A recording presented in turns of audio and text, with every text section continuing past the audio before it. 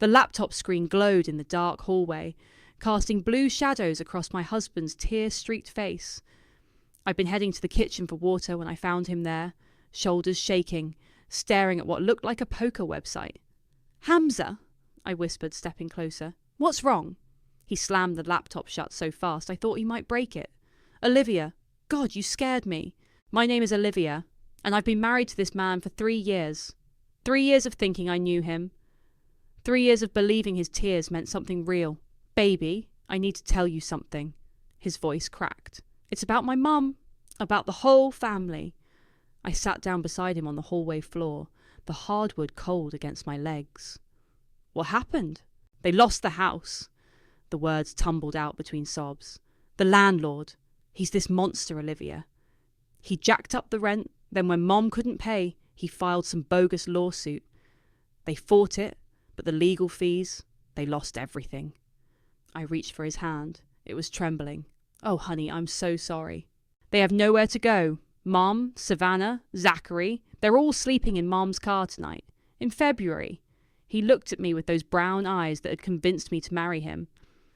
"I know it's a lot to ask, but could they stay here? Just for a month while they figure things out?" The house we lived in was mine. I'd bought it 2 years before we met, back when I was pulling 60-hour weeks as a corporate legal consultant. 4 bedrooms, 3 baths, enough space for a small army. But space wasn't the issue. "Of course they can stay," I said, rubbing his back. "Family comes first." He collapsed against me, sobbing harder. "You're amazing. I don't deserve you." That part at least was true. What Hamza didn't know was that I'd already seen the foreclosure papers. They'd been sitting in his jacket pocket for 2 weeks, along with bank statements showing transactions to something called Lucky Strike Gaming. I'd photographed everything while he showered, storing the images in a folder on my phone labelled Day 0. "How long have you known?" I asked gently. "A few days. I've been trying to figure out how to tell you." He wiped his nose on his sleeve. "I'm so ashamed. My family's homeless because I couldn't help them." I made soft, sympathetic sounds while my mind raced. The foreclosure notice wasn't from a landlord, it was from the bank. The house had been Vivian's for 30 years. And according to the documents I'd found, there was a second mortgage on the property. A second mortgage with Hamza's signature. "When are they coming?" I asked. "Tomorrow morning, if that's okay. I'll call them now." I watched him dial his mother's number, listened to him explain that his wonderful wife had opened our home to them. Vivian's voice carried through the phone, sharp and demanding. "She said yes, just like that. She's incredible, Mom. I told you she was special. Well, I suppose it's the least she can do. You've been so good to her." My jaw tightened, but I kept my expression neutral. Hamza caught my eye and mouthed "thank you," while his mother continued listing everything they'd need. Specific foods, the good guest room for her, privacy for Savannah to work on her art. After he hung up, Hamza pulled me into a hug. "I love you so much. I promise I'll make this up to you." "Don't worry about it," I said into his shoulder. "We'll get through this together." He went to bed an hour later, exhausted from crying. I stayed up, opening his laptop. He'd forgotten to log out of his poker account. The transaction history went back months. Thousands of dollars lost, small wins that kept him hooked, then bigger losses that spiraled out of control. I took screenshots of everything, adding them to my Day 0 folder. Then I found his email, where I discovered correspondence with a mortgage broker about using his mother's house as collateral. The broker had been very clear about the risks. Hamza had signed anyway. My phone buzzed with a text from my sister Stacey. "How's married life treating you?" I stared at the message for a long time before typing back. About to get interesting. The next morning, I made coffee and prepared the guest rooms. I arranged fresh flowers and left welcome notes on each pillow. When the Morris family arrived, Vivian with her sharp eyes and sharper tongue, Savannah with her entitled smirk, Zachary with his cold indifference, I greeted them with a smile. "Welcome to our home," I said, meaning every word. They had no idea they were walking into their son's trap, and I was about to spring it. "This wallpaper is very bold," Vivian said, running her fingers along the dining room wall. "She'd been in my house for exactly 27 minutes. "I picked it out myself," I replied, setting down a tray of sandwiches. "I thought it was cheerful." "Cheerful is one word for it. She exchanged a look with Savannah, who was sprawled across my white couch in muddy boots. "Mum, look at this kitchen," Savannah called out. "It's so small. How do you even cook in here?" The kitchen was 12 by 14 feet. I'd renovated it myself last year, installing marble countertops and custom cabinets. I managed just fine. "Well, I guess we'll have to make do." Vivian opened my refrigerator without asking. "Hamza, honey, where's the good food? Your wife seems to only have rabbit food in here." Hamza laughed nervously. "Mum, Olivia eats healthy. It's good for us." "Healthy." Vivian pulled out my Greek yogurt and wrinkled her nose. "When I was raising you kids, we ate real food. Meat and potatoes. None of this fancy nonsense." Zachary hadn't said a word since arriving. He sat at my kitchen table, scrolling through his phone, acting like I didn't exist. When I offered him a sandwich, he grunted and took one without looking up. "So, Olivia," Savannah said, kicking her feet up on my coffee table, "Hamza says you work in law or something. Corporate legal consulting. That sounds boring." She bit into her sandwich and made a face. "Is this turkey? It tastes weird. It's organic." "Organic?" She said it like I'd told her it was poison. No wonder it has no flavour. I excused myself to get more drinks, and that's when I heard Vivian's voice carry from the living room. "She seems nice enough, but this house, it's not very homey, is it? Very cold, very modern." "I think it's beautiful," Hamza said quietly. "Of course you do, honey. You're grateful for anything after that tiny apartment you two were living in." We'd never lived in an apartment. We'd lived here, in my house, since our wedding. "And did you see her car?" Savannah added. "A BMW. Very flashy. Very, look at me." I'd bought that car with my own money. Money I'd earned working 80-hour weeks while Hamza was finding himself between jobs. When I returned with drinks, the conversation stopped abruptly. Vivian smiled at me, the kind of smile that didn't reach her eyes. "We were just saying how lovely your home is, dear." "Thank you. Though I do hope you don't mind if we rearrange things a bit, just to make it more comfortable for everyone." Before I could respond, Savannah was already moving my throw pillows. "These colours don't really work together. Don't you think, Mum?" I was thinking the same thing. I watched them redecorate my living room while Hamza sat there saying nothing. When Savannah moved my grandmother's vase to make room for her laptop, I finally spoke up. "Could you be careful with that? It's an antique." "Oh, this old thing?" She picked it up carelessly. "It's kind of ugly, isn't it? Very outdated." "It belonged to my grandmother." "Well, maybe it's time for an update." She set it down hard on the side table. That evening, I made dinner for 5 people. Pot roast, mashed potatoes, green beans, comfort food I thought they'd appreciate. I spent 3 hours cooking while they watched TV in my living room. "Dinner's ready," I called out. They came to the table like they were doing me a favour. Vivian took one bite and sighed. "It's a little dry, isn't it?" "I thought it was perfect," Hamza said quickly. "You're sweet, honey, but your wife still has some learning to do in the kitchen." She patted his hand. "Don't worry, I'll teach her some family recipes while I'm here." Savannah pushed her vegetables around her plate. "Do you have any ketchup? This needs something." After dinner, I started clearing the table. Nobody offered to help. They all wandered back to the living room, leaving me with a sink full of dishes and serving platters. I was scrubbing the roasting pan when I heard Vivian's voice again. "She doesn't deserve this house, you know. Hamza always takes care of family first. He's too generous for his own good." "She's lucky to have him," Savannah agreed. "I mean, look at this place. She's obviously doing well for herself, but Hamza brings the heart to it."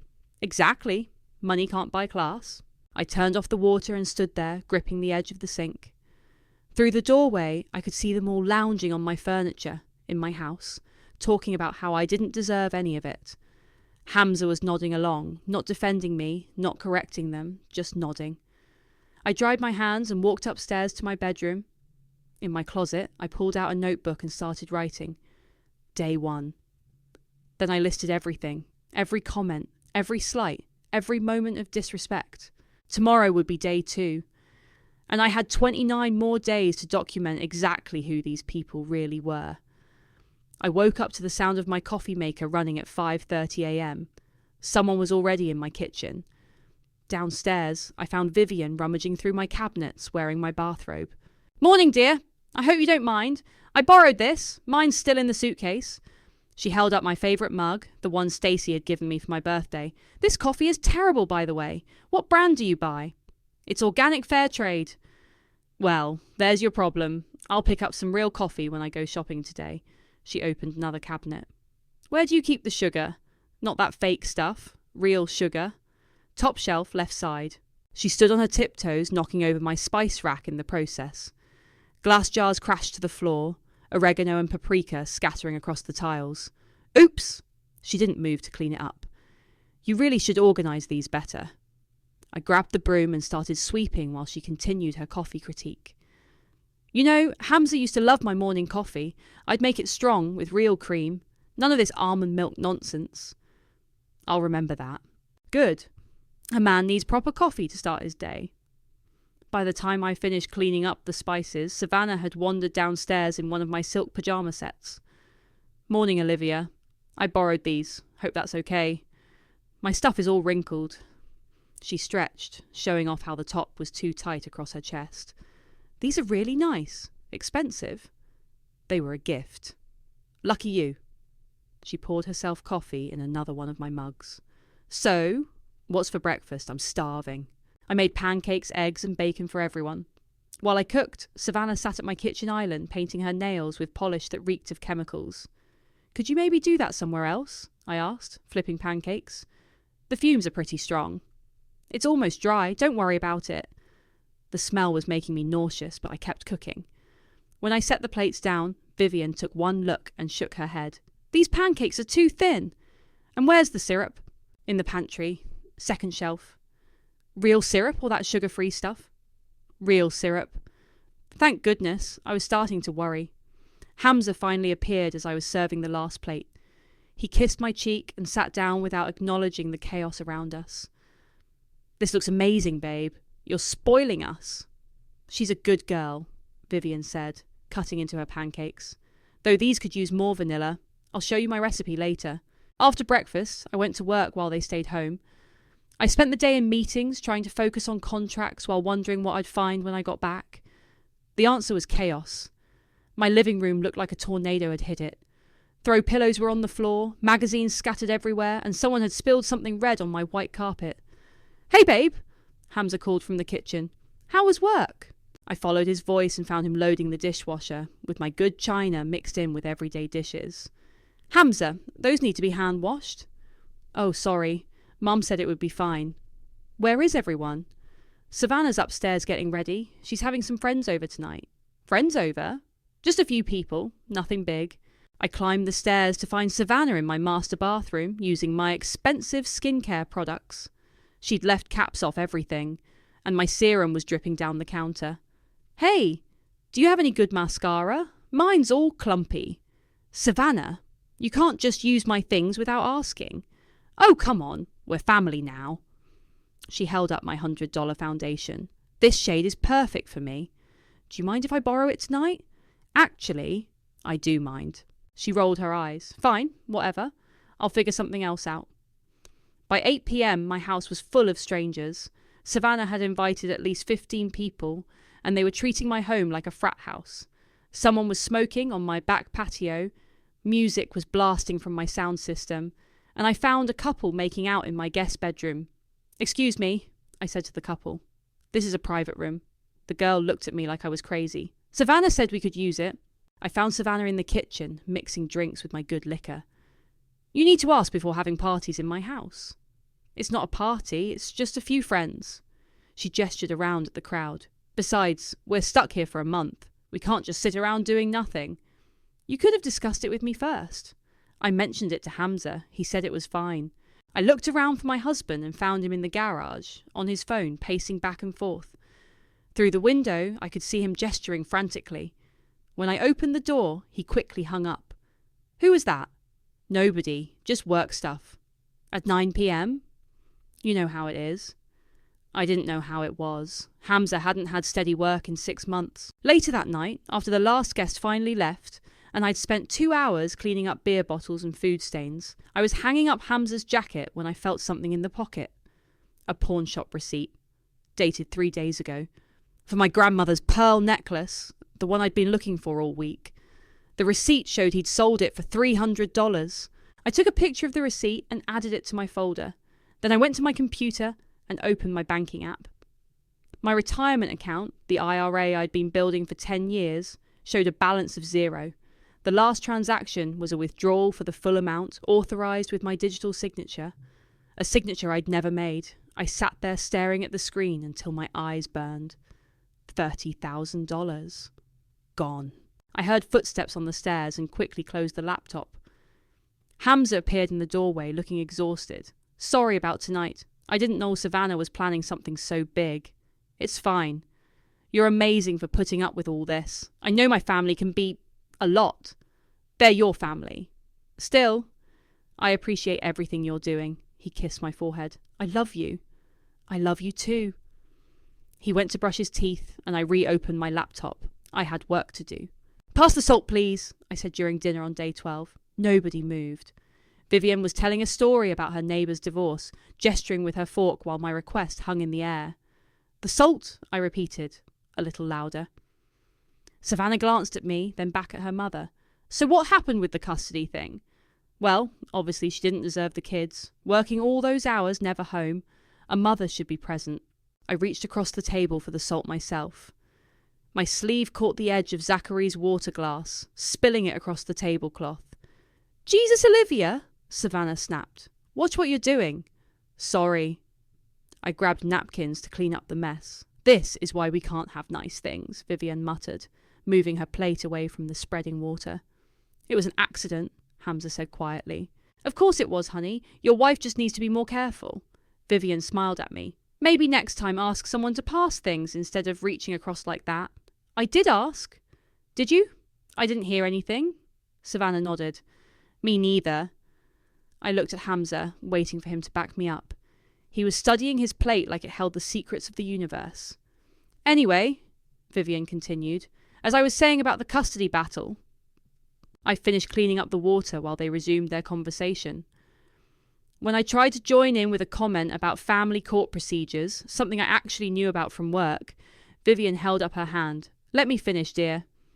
She talked for another 10 minutes. Every time I opened my mouth, someone interrupted or changed the subject. By the time dessert came around, I'd given up trying to participate. This pie is store-bought, Vivian announced, taking a bite. I picked it up on my way home from work. I can tell. The crust is too sweet. When I make pie, I use my grandmother's recipe. Real butter, not whatever they put in these commercial things. Maybe you could make one while you're here, I suggested.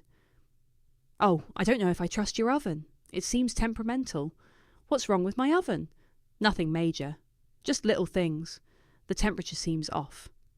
My oven was 2 years old and had been professionally calibrated last month. I could show you how to adjust it, I offered. That's sweet, but I think I'll stick to simple meals while I'm here. Less chance of disaster. Savannah laughed. Remember when you tried to make that souffle for Dad's birthday? Total disaster. That was different. I was using a friend's kitchen.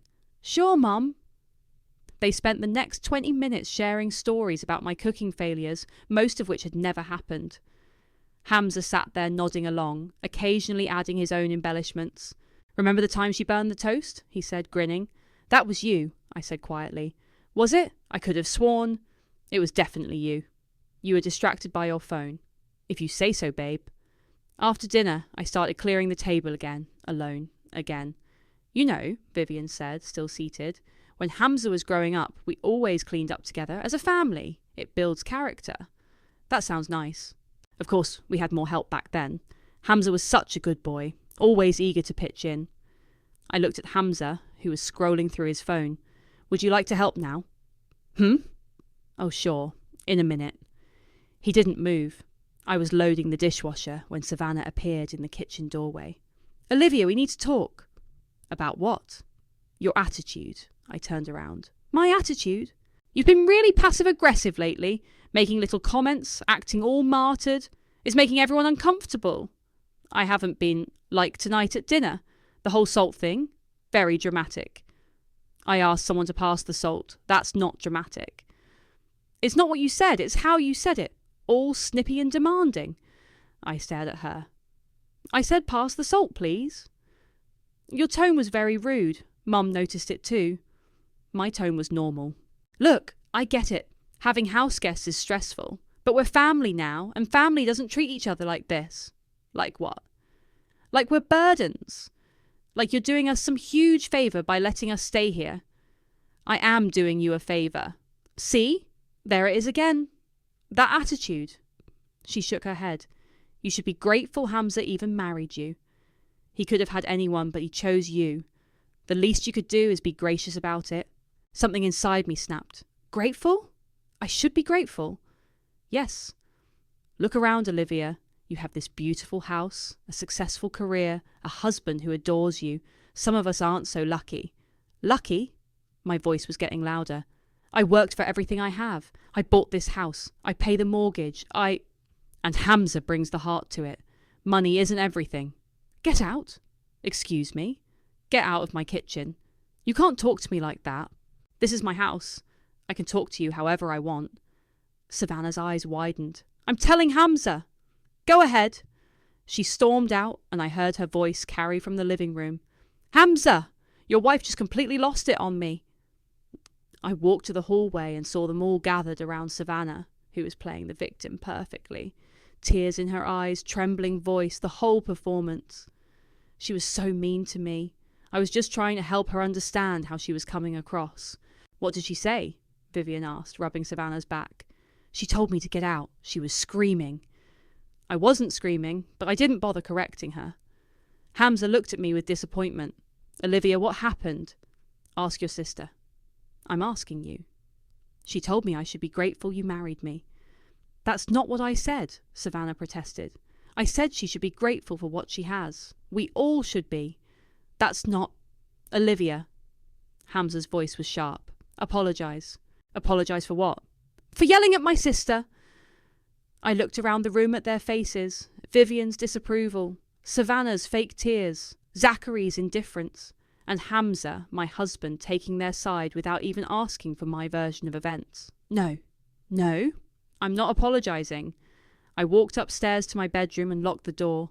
My hands were shaking as I pulled out my phone and called Stacey. Hey, what's up? Can you come over tomorrow? I need to show you something. Sure. Everything okay? No, nothing's okay. I'll be there first thing in the morning. After I hung up, I sat on my bed and cried. Not the pretty tears Hamza was used to seeing, but ugly, angry sobs that came from somewhere deep in my chest. Tomorrow I was done pretending. Stacey arrived at 9 a.m. sharp, carrying coffee and bagels. She took one look at my face and set everything down. Jesus, Olivia, you look terrible. Thanks. That's exactly what I needed to hear. I'm serious. When's the last time you slept? I don't remember. She followed me to the kitchen where I found Vivian making herself breakfast with my last 3 eggs. Morning, Stacey, Vivian said without looking up. Olivia, you're out of eggs. I'll add them to the shopping list. Those were for my breakfast. Oh, were they? I didn't see a note or anything. She smiled sweetly. I can share if you want. Don't worry about it. Stacey raised an eyebrow but didn't say anything until we got to my home office upstairs. Okay, what's going on? I pulled out my laptop and opened the folder labelled Day 0. Screenshot after screenshot filled the screen. Bank statements, poker transactions, the pawn shop receipt, the IRA withdrawal. Holy shit, Stacey whispered. There's more. I showed her my notebook, filled with 2 weeks of documentation. Every insult, every slight, every moment of disrespect, all written down with dates and times. Olivia, this is... She flipped through the pages. This is insane. Why didn't you call me sooner? I needed to be sure. Sure of what? That your husband is a lying, gambling addict who stole your retirement money? I needed evidence. Stacey stared at me. Evidence for what? Before I could answer, we heard voices from downstairs. Hamza was talking to someone, his voice tense. I told you, I'm working on it. Just give me another week. Who's he talking to? Stacey whispered. We crept to the top of the stairs. Hamza was pacing in the living room, phone pressed to his ear. No, she doesn't know anything. I've got it handled. The payment was due yesterday, Hamza. The voice was coming through the speaker. A man's voice, rough and impatient.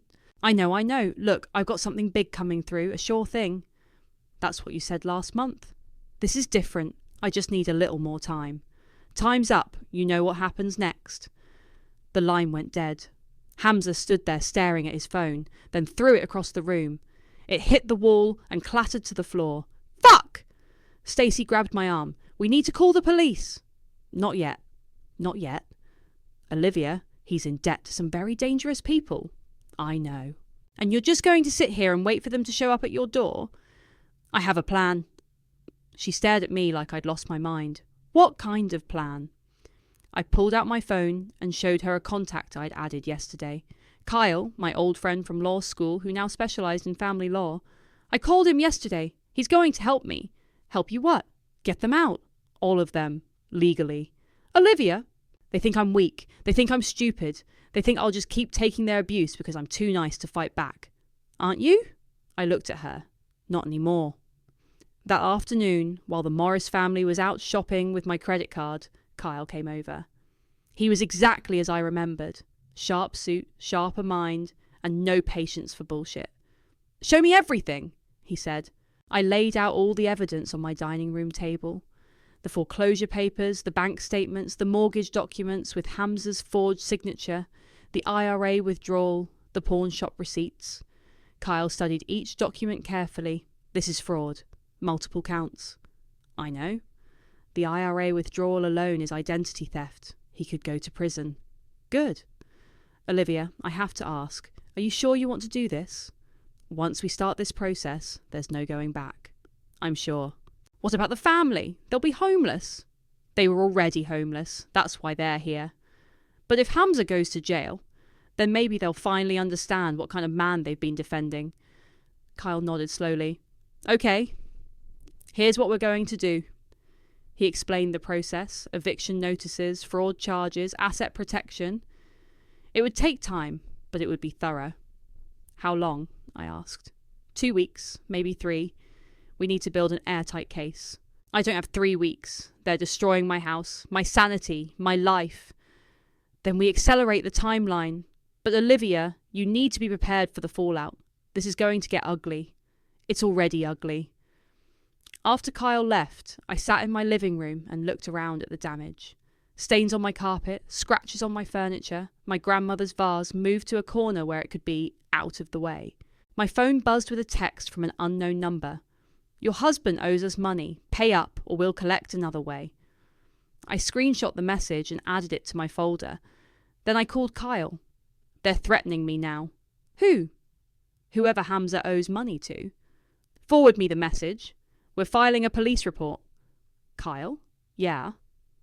I want to do something special for their last day here. What kind of special? A farewell brunch, something memorable. Olivia, trust me. That evening, Hamza came home looking defeated. He found me in the kitchen, making dinner for his family again. Hey babe, how was your day? Fine. Yours? Rough. Work stuff. What kind of work stuff? He hesitated. Just deadlines. Pressure. You know how it is. Actually, I don't. You haven't told me about your job in months. There's nothing to tell. It's boring. Try me. Olivia, I'm tired. Can we not do this tonight? Do what? The interrogation thing. I just want to eat dinner and relax. I set his plate down harder than necessary. Sorry for caring about your life. That's not what I meant. Then what did you mean? He rubbed his temples. Nothing. Forget it. Thank you for dinner. I watched him eat my food in my house, surrounded by his family who treated me like garbage, while he lied to my face about everything. Tomorrow I was calling Kyle to move up the timeline. I was done waiting. I want to do something special for your families last weekend here, I announced at breakfast on day 26. Hamza looked up from his cereal. Last weekend? Well, you said they'd only stay a month. That's this Sunday. Vivian laughed. Oh, honey, we're nowhere near ready to leave. These things take time. What things? Finding a place, getting back on our feet. Surely you understand. Actually, I thought we could have a farewell brunch this Sunday. Something nice to send everyone off. Savannah rolled her eyes. We're not going anywhere Sunday. But Hamza said. Plans change, Vivian interrupted. We'll need at least another month, maybe 2. I looked at Hamza, who was suddenly very interested in his phone. Is that true? We'll figure it out, babe. Don't worry about it. I'm not worried. I'm planning a brunch. Olivia, Vivian's voice had an edge now. We appreciate the gesture, but we're not leaving Sunday. The brunch isn't contingent on you leaving. It's just a nice way to celebrate the end of your first month here. Savannah snorted. Celebrate? You make it sound like we're graduating or something. In a way, you are. You've survived a really difficult time. That's worth celebrating. Vivian studied my face. What kind of brunch? Nothing fancy. Just family and a few close friends. Good food, nice atmosphere. A chance to reflect on everything that's happened. Friends? Zachary spoke for the first time all morning. What friends? Just a couple people. My sister Stacey, my colleague Jordan, maybe Kyle from my law school days. Kyle? Hamza's head snapped up. Why Kyle? He's a friend. I thought it would be nice. I don't think we need outsiders there, Vivian said firmly. They're not outsiders. They're my friends. This is a family matter. It's my house. The table went quiet. Vivian's smile turned icy. Of course it is, dear. I just meant that some conversations are better kept private. What conversations? Family business, you understand. I didn't understand, but I nodded anyway. The brunch is happening Sunday at 11. Everyone's invited. After breakfast, I called Jordan at work. I need a favour. What kind of favour? Can you come to a brunch this Sunday? It's important. Sure. What's the occasion? I'll explain when you get here. Just be prepared for drama. What kind of drama? The life-changing kind. Next I called Kyle. Is everything ready? The papers are drawn up. Are you sure about the timing? Sunday morning, during brunch. That's pretty theatrical, Olivia. They've been theatrical for a month. It's my turn. What do you need from me? Just show up at 11:30. Bring the folder.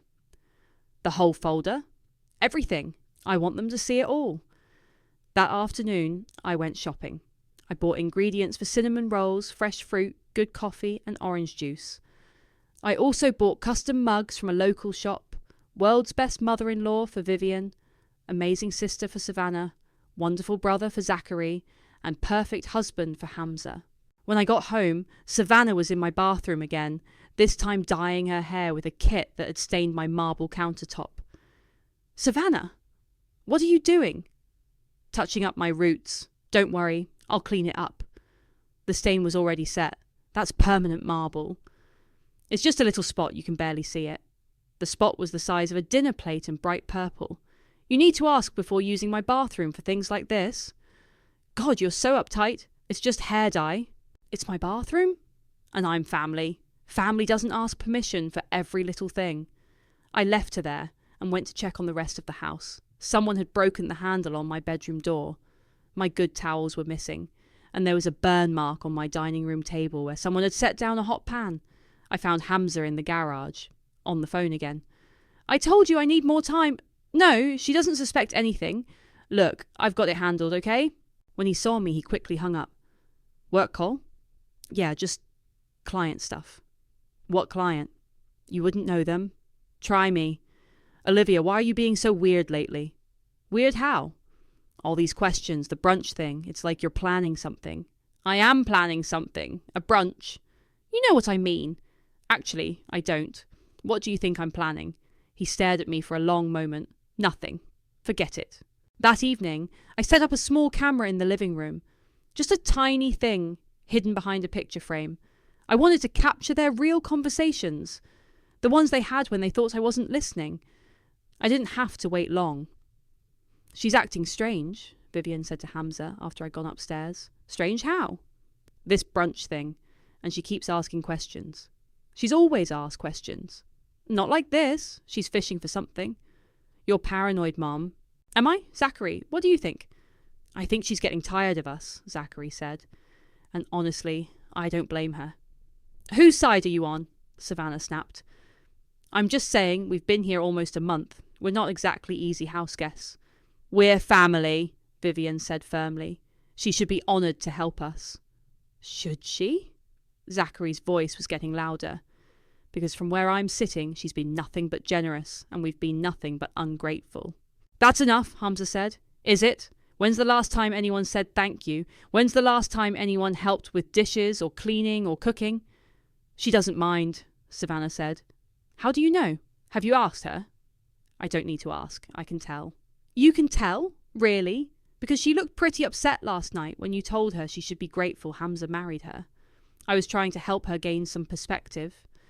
By insulting her? By being honest. Honest? Zachary stood up. You want honest? Here's honest. We're taking advantage of her. All of us. And if she kicks us out tomorrow, we deserve it.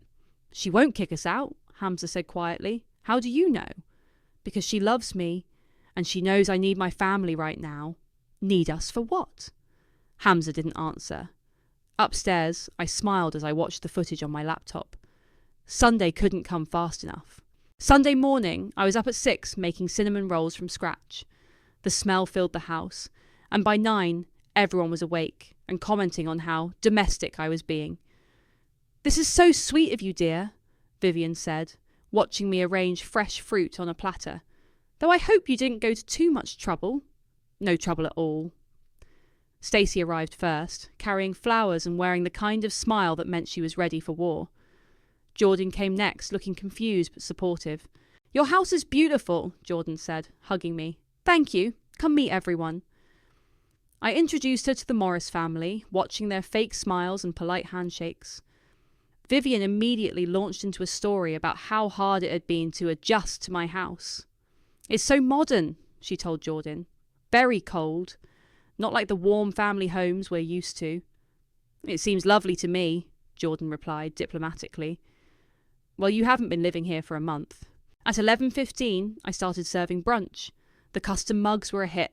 Everyone laughed at their personalised messages and posed for pictures. The mood was almost festive.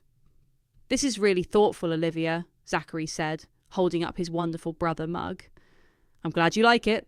Hamza kissed my cheek. You're amazing, babe. This is perfect. It's about to get more perfect.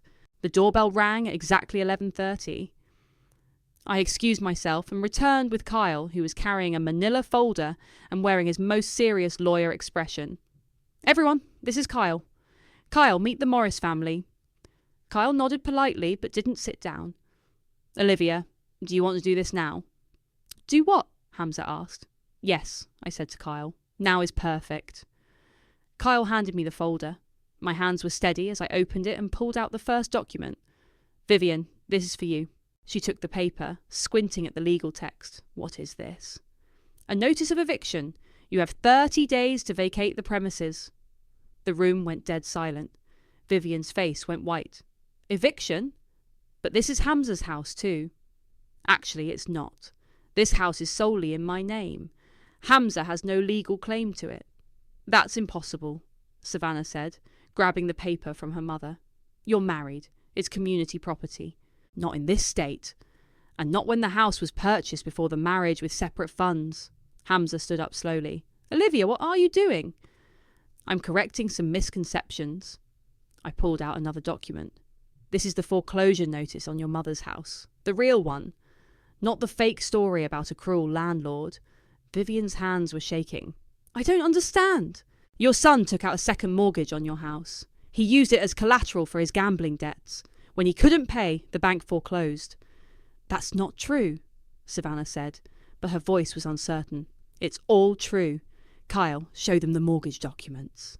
Kyle spread the papers across the table. Hamza's signature was clear on every page. This can't be right, Vivian whispered. Hamza would never... He would. And he did. He also stole $30,000 from my retirement account. I showed them the bank statements. And he's been selling my belongings to pay his debts. I pulled out the pawn shop receipts. My grandmother's necklace, my mother's ring, a watch my father had given me for graduation. Hamza! Vivian's voice was barely audible. Tell me this isn't true.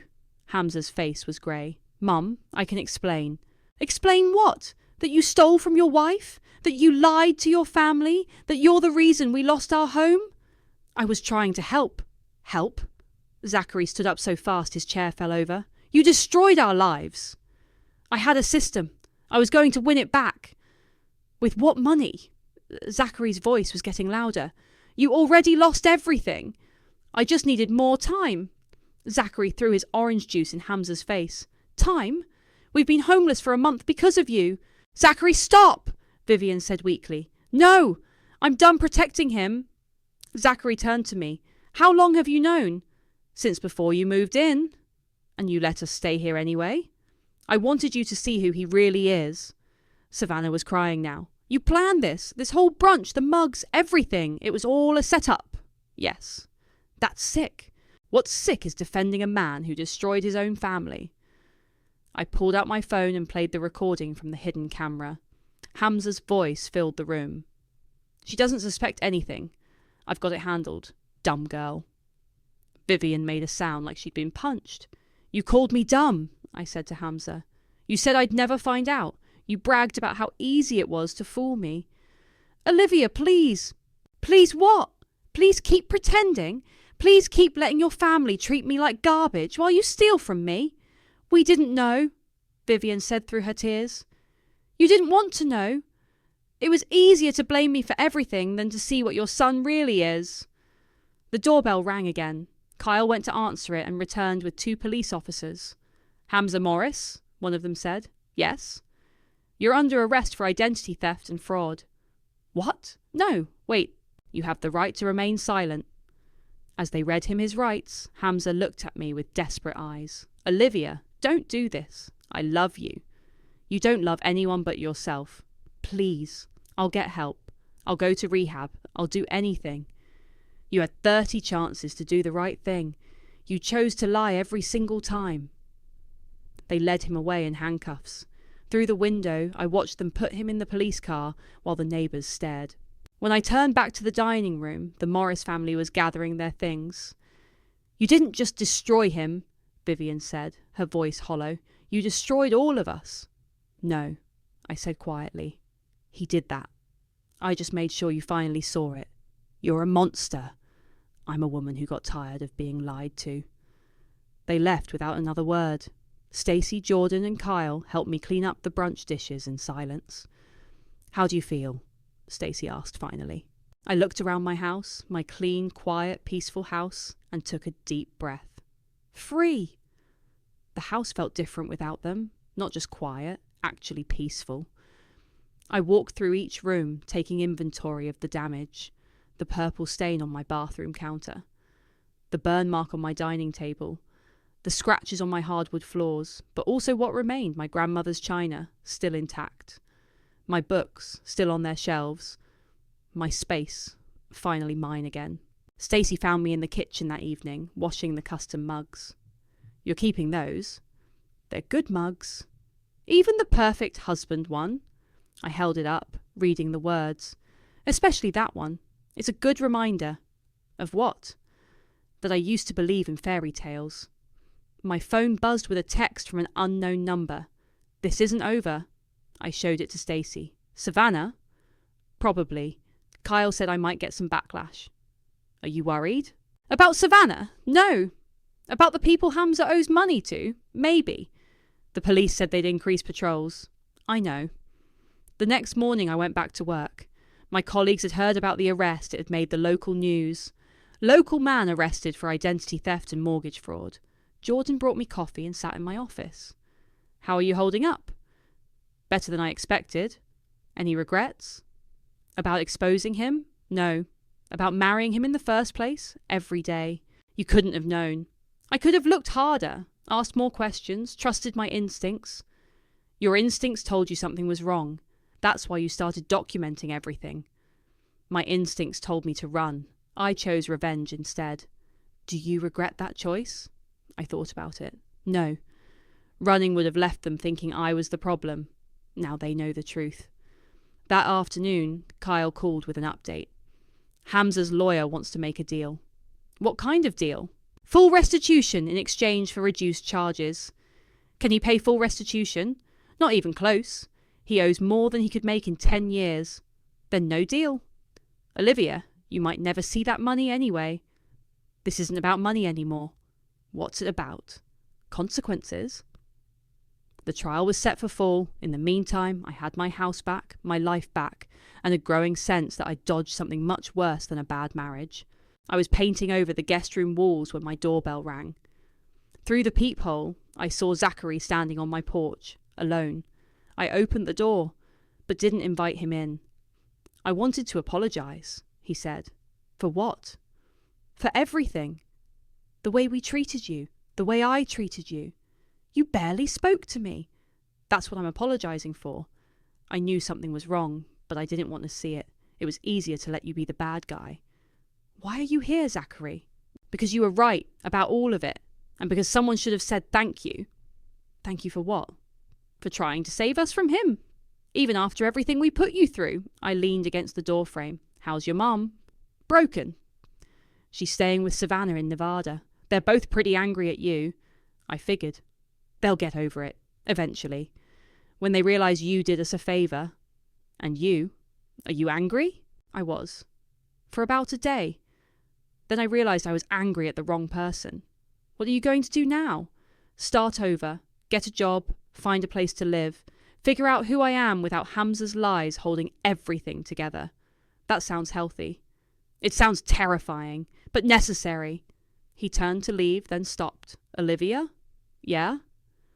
He really did love you, in his own screwed-up way. Love isn't enough if it comes with lies. No, it's not. After he left, I went back to painting. The walls were going from beige to white, clean, fresh, honest white. My phone rang. Unknown number. Hello? This is a collect call from the county jail. Will you accept charges from Hamza? No. I hung up and blocked the number. That evening, I sat in my living room with a glass of wine and looked around at my space. My rules, my peace, my choice to trust or not trust, to open my door or keep it closed. The house felt bigger somehow, like it had been holding its breath and could finally exhale. I thought about Hamza in his cell, probably still convinced he was the victim. I thought about Vivian and Savannah, telling anyone who'd listen how cruel I'd been. I thought about Zachary starting over with nothing but the truth. And I thought about myself. Not the woman who'd been lied to and stolen from and disrespected in her own home, but the woman who'd chosen to fight back. My phone buzzed with a text from Stacey. Dinner tomorrow, my treat. Sure, but I'm cooking. My house, my rules. Fair enough. Proud of you, sis. I set the phone down and took another sip of wine. Outside the sun was setting, painting my white walls gold. I chose peace, not kindness. And peace, I'd learned, sometimes demands a storm first. But the storm was over now, and I was still standing.